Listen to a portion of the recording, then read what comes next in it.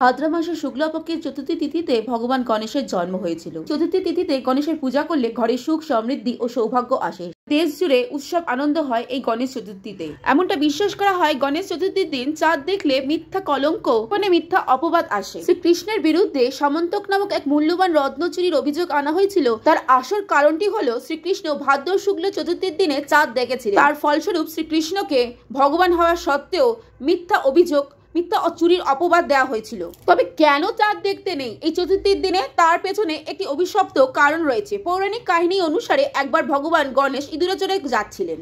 এই সময় গণপতি তার ভারী ওজনের কারণে থমকে যান এবং সেখানে চন্দ্রদেব তাকে দেখে জোরে হাসতে থাকেন। দিনটা ছিল ভাদ্র মাসের চতুর্থী তিথি, গণেশের জন্মতিথি। চাঁদকে হাসতে দেখে গণেশ ক্রুদ্ধ হয়ে চাঁদকে অভিশাপ দেন। তিনি চাঁদের জ্যোতি ক্ষয় হবার অভিশাপ দেন। তিনি আরো বলেন, এই ভাদ্র মাসের চতুর্থী তিথিতে কেউ যদি চন্দ্র দর্শন করে তাকে তাহলে মিথ্যা অপবাদ, অপমানিত হতে হবে।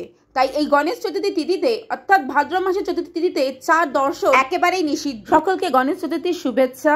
চ্যানেলটিকে সাবস্ক্রাইব করে পাশে থাকবেন। ওম গাং গণপতায় নমঃ।